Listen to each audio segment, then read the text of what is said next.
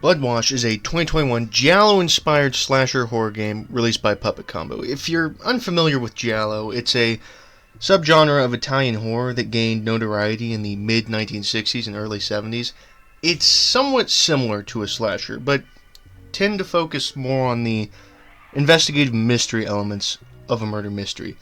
Think Agatha Christie and less Michael Myers, because usually the villains are characters that we're introduced to before the twist revealing that they are the antagonist, and they have actual motivations and personalities, unlike most slasher villains, which are generic to say the least.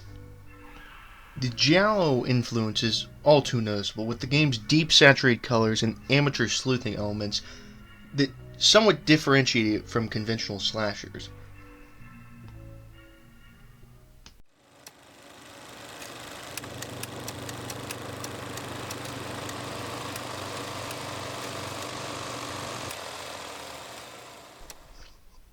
We play as Sarah, a young college student who, after a long day, comes home to a messy apartment and is in absolute distress to learn that her slacker boyfriend Liam didn't clean or do any of the laundry. Here Sarah first mentions being pregnant and that she has a job interview the next day. With nothing clean to wear, she freaks out, her stress clearly stemming from the fact that she is alone financially responsible for herself and Liam, and, soon enough, a child. Sarah snatches up her dirty clothes and puts them in the hamper, running down to the building's first floor to the laundry room, only to find that both the machines are out of order. Dejected, she walks back up to her apartment, on her way meeting the kind-hearted neighbor, Stan. Stan and Sarah talk about her pregnancy, and Sarah suggests that Liam isn't the most pleasant person to be around when he's drunk. As the conversation tows to an end, Stan recommends a laundromat on the edge of town, one that's open 24/7. While Stan does give Sarah the address to the laundromat, he is hesitant too.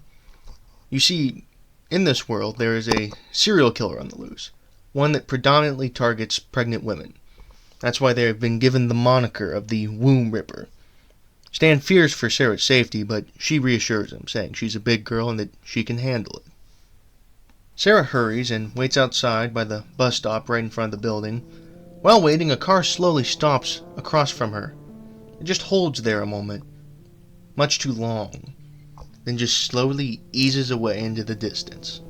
When the bus finally arrives, the driver offers Sarah a free ride in exchange for some sort of sexual favor, to which she naturally tells the creep to go to hell. As she looks for a clean seat, Sarah finds a Polaroid all the way in the back, grainy, black and white. It's hard to make out, but it appears to be a woman, horribly mutilated and disemboweled. Sarah, against her better judgment, dismisses it as some fabrication, just some sick practical joke.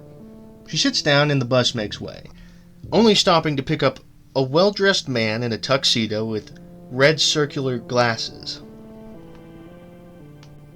The strange man, rather than take a seat on the bus, stands next to Sarah without even moving, then, ominously, asks if he can sit next to her. She tells him no, but he persists.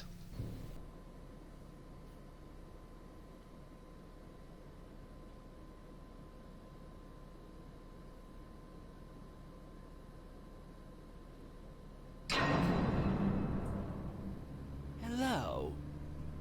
May I sit beside you? There's plenty of other seats, so I don't see why you would need to do that. May I sit beside you? Are you deaf? Do I need to get the driver to throw you off? You're going to die tonight. What? You're going to die tonight. I've seen it. Tonight is your last night on Earth. You are walking straight into your doom. Can't you see that? You and that child inside you. How did you... You will be found, just like all the others. Ripped open, your insides displayed for all the angels above to look down and see. Oh yes, of that I am certain. Please, just stop talking. May I sit beside you? All right, miss. This is your stop. May I sit beside? The bus stops and Sarah rushes out towards the plaza. And she's quickly met with a harrowing sound in the distance, something like a scream or a howl. She's never heard it before, but the residents of the area are all too familiar with it. And it's the first of many to come. Sarah enters the laundromat and is greeted by the irritable clerk and loads her laundry into the washer. While waiting, Sarah starts chatting with another patron who tells her about the old laundromat, the one that burned down next door years ago, and how a female employee mysteriously perished in the fire. Due to lack of sufficient evidence, though, the police investigation stalled and nothing came of it. Afterwards, Sarah leaves to check out the other stores at the plaza, noticing the same car from earlier parked outside. She doesn't recognize it quite, but she knows she's seen it somewhere. Pretty quickly, Sarah learns that there's only really 3 stores at the plaza. A pizza place, a hardware store, and Peepaw's, a messy thrift shop of sorts run by the crotchety old Peepaw. Sarah goes back to the laundromat and in the bathroom finds an old newspaper clipping on a suspect involved with the fire, Lewis Kennedy, along with a phone number.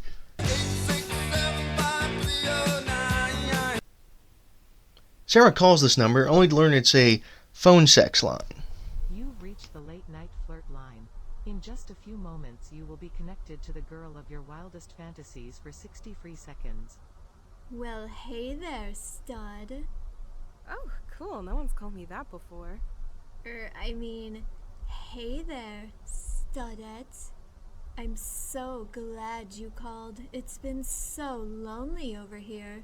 Been thinking about your big wait. Damn it, I'm sorry. This is my first night on the job. I don't think it's for me. Oh, that's okay. I didn't even know what this number was for. I just called for kicks. Oh, phew. It's been one night, but I've had my fair share of creeps. Oh, I bet. Well, what kind of person just dials a random phone number at this time of night? A burnt-out college student who's waiting for their laundry to finish so she can go home and get some sleep. Those places are still open at this time of night? Just this one, a little out of town. Wait, in that plaza with the pizza palace? Yeah, that one. You know it? Yeah, I live out there. Hey, you really shouldn't be out over there this late at night, not with the womb ripper at large. I know one of the girls who went missing. She disappeared around that area, and I'm telling you that you should really just go home. There's some things that the newspapers don't talk about. There's more to it than just the stalking and killing. It's a real psychopath, and you are right in the middle of its hunting ground. Do you understand? You need to take your laundry right now and get out of there as fast as you can. Your free 60 seconds has ended. To have another late-night sexy conversation, please enter your credit card number now. Oh, that got intense. I really wish I could leave. I'll just have to keep a lookout. When Sarah goes to check on her laundry, she asks the patron if he knew anything about Lewis. He tells her that Lewis and him used to be buddies and that Lewis used to own the old laundromat next door. Also, that apparently there was some woman that Lewis hung out with, one that got pregnant around the time of the fire. A woman that the patron found attractive. Later, when leaving the pizza place, Sarah is startled by an old woman, presumably a mother of one of the many victims of the womb ripper.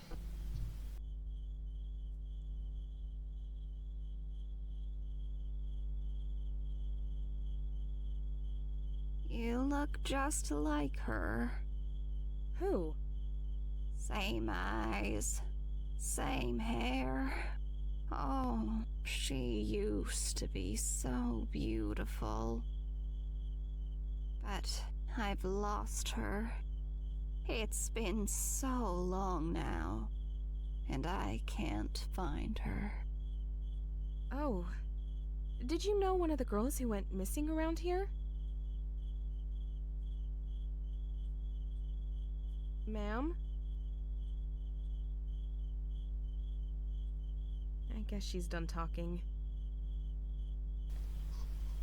Going into Peepaw's, he suggests that the laundromat fire may have a connection with the various disappearances of young pregnant women since they began occurring around the same time as the fire. He also goes on to say that Lewis Kennedy was a brutish man who fancied underage girls, that there were whispers of him being the one responsible for the young employee at his laundromat getting pregnant.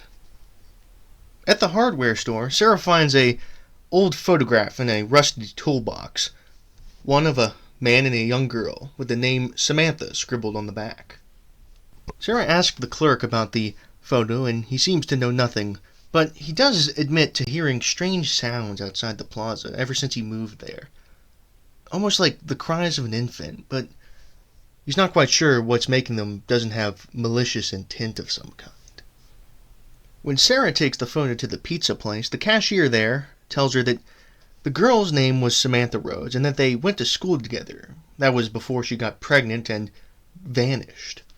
Later it's confirmed by Peepaw that the man beside her is in fact Lewis, further suggesting the rumor to be true. When Sarah checks her laundry, she realizes that none of her clothes have dried, and she rings the bell for the clerk, but there's no response. She goes in the back and sees blood smeared on the wood paneling walls. As she investigates, the clerk's mutilated body falls from the ceiling right in front of her. Sarah tries to call the police, but the line is cut before she can give any details about the situation.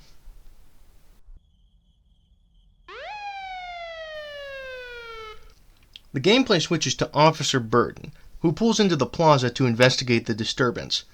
Due to the laundromat being locked, he goes into a neighboring office building where he sees a strange figure holding what appears to be a baby. The figure runs off before Burton can do anything, though. Further in, he finds a man who claims that a masked lunatic has gone around massacring everybody. But before the two can escape,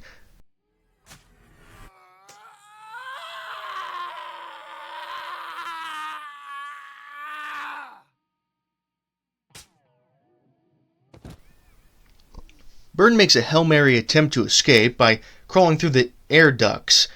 However, he is quickly killed by the Womb Ripper, who stabs him with a metal pole.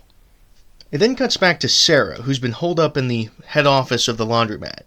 While waiting for help, though, she watches the Womb Ripper come out and gut the patron like he was nothing, picking him up with incredible ease. When the Womb Ripper goes away, dragging the patron's dead body, Sarah looks for a new way out since the doors are all locked.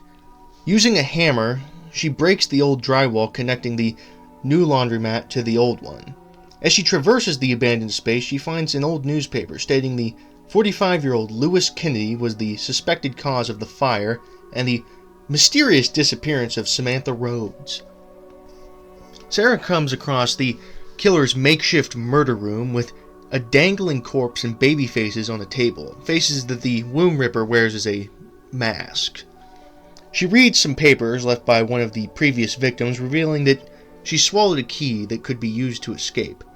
Sarah, being forced to, uses a scalpel to cut the body open and retrieve the key, which she uses to open a door. After a little bit, she finds a corpse. This one's older than a lot of the rest, badly decayed and rotted. When she checks its pockets for anything, she finds a wallet, the wallet of Lewis Kennedy, drawing into question who the Womb Ripper really is. Sarah enters the basement, this large, dark, dilapidated room adorned with satanic imagery, candles, and a crib with a cutout fetus, possibly for some sort of ritual. She finds a gun and cautiously moves around as the Womb Ripper lurks nearby. After shooting the Ripper several times, Sarah successfully kills the monster. She removes their mask, only to realize that they were Samantha Rhodes the entire time.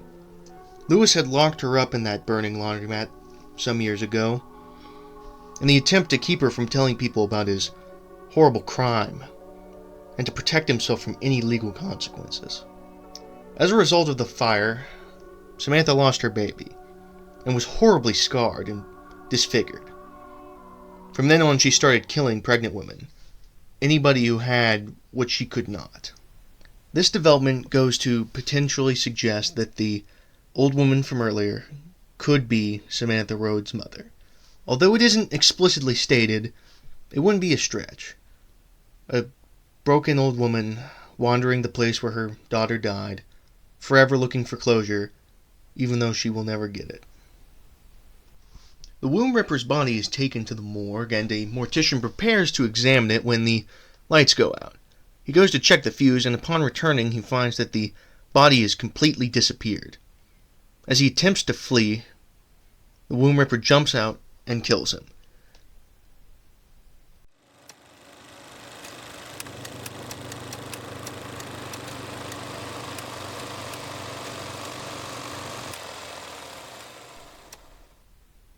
I think Bloodwash's greatest triumph is the way that it goes about subverting the standard tropes of the slasher genre. In most slasher films, we follow a female protagonist who is a teenager or young adult. Among the cast of characters, she's portrayed as innocent, typically being a virgin, while her friends are murdered for engaging in promiscuous activities. I'm not knocking on this trope. Some films have handled it quite well. But more often than not, it's executed terribly. Bloodwash avoids any of the issues involved with this trope by featuring a pregnant protagonist. Sarah's pregnancy challenged these notions of purity. Instead of a passive character defined by her sexual history or lack thereof, she is dynamic, actively involved in the unfolding events. Her pregnancy doesn't render her helpless. Instead, it motivates her to fight not only for her own life, but also the life of her unborn child. Sarah takes action to protect herself, facing the Womb Ripper head on. On top of this is how the game addresses violence towards women as a whole. It's done in a fairly intriguing manner. It isn't groundbreaking by any means, but there's a pervasive feel to the world in regards to women. The bus driver makes blatant sexual propositions to Sarah. Peepaw's store has a section littered with porno tapes and posters of partially dressed women. There's a phone sex number written on the bathroom wall, the women's bathroom wall. And while not explicitly stated, it is heavily implied that Sarah's boyfriend Liam is an abusive drunk himself, with Stan even offering her help if things get too serious. The story's most interesting inclusion on this front is about the Womb Ripper herself, Samantha. In a way, the story's greatest tragedy. A young woman, abused and exploited by Lewis Candy, impregnated by him as a minor, then killed by him to cover up his sexual crimes. A character directly turned into a monster by a male character, the embodiment of misogynistic violence.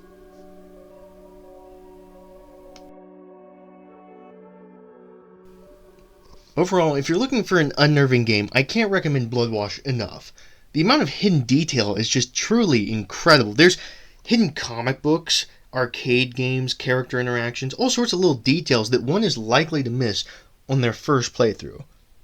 It's a game you really have to go over multiple times to really get the full effect. Being an indie game, it's clear that the developers weren't really going out of their way to make some sprawling epic, but the low-poly look of this game just makes it so much more impactful. It's somewhat nostalgic for the PS1 games of old, and really gives it a gritty, kind of dirty feeling. It just helps the aesthetic. But by far, one of the best parts of this game has to be the sound design. I mean, props to whoever did the sound design on this game, because it's fucking spectacular. It's really great. I mean, you get these moments where, these loud guttural sounds are used to complement movements and jump scares without telegraphing anything. And it's kind of like, it reminds me of The Shining in a sense, where you'll just be watching it and this atmospheric noise just gets you. So if you're in a bit of a horror rut and you've been looking for something to play, I can't recommend Bloodwash enough. Go play this game. It's incredible.